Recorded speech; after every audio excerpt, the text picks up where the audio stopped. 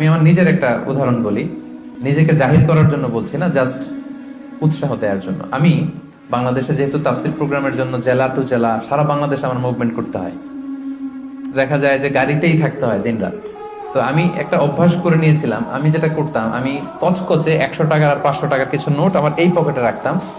যদি কখনো গাড়ির সামনে কোনো ফরিয়াদি বা ভিক্ষুক যদি চায় ওদেরকে দেওয়ার জন্য, তো এটা একটা অভ্যেস করে নিয়েছিলাম, 100 টাকার কচকচে নোট আর 500 টাকার কচকচে নোট। এই আয়াত করে আমার এই ফিলিংসটা এসেছে যে না, ভালোটা দিব আমি সবচেয়ে।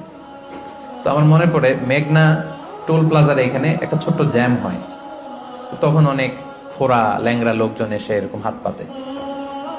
তো আমি ওই গ্লাসটাকে এতটুকু নামালাম যতটুকু নামালে আমার টাকাটা শুধু বের করা যায় আর কি, ওইভাবেই দেই যাতে আমাকে দেখা না যায়। তো সামান্য একটু গ্লাসটা নামিয়ে 500 টাকার কচকচে একটা নোট আমি জাস্ট বের করে দিলাম। তো সে পেয়ে তো অবাক, হয়তো ওখানে ওই ছিঁড়া ফাড়া 10 টাকা 5 টাকা নোট গুলাই ওরা পেয়ে অভ্যস্ত। তো 500 টাকার কচকচে নোট যখন পেয়েছে তখন সে এভাবে হাত তুলে দোয়া করতেছে, আর হাসি, কি হাসি, ভুবন রাঙানো হাসি। মানে 5 লক্ষ টাকা দিয়ে ওই হাসি আমি কিনতে পারবো না।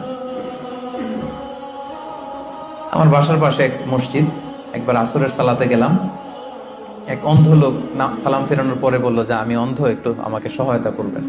একজন ওনাকে হাতে করে মসজিদের বারান্দায় দাঁড় করায় দিল। তো পকেটে হাত দিয়ে দেখি কোনো টাকা নেই, বাসা খুব কাছে, বাসায় চলে গেলাম। আবার ওই 500 টাকার কচকচে একটা নোট নিয়ে আসলাম।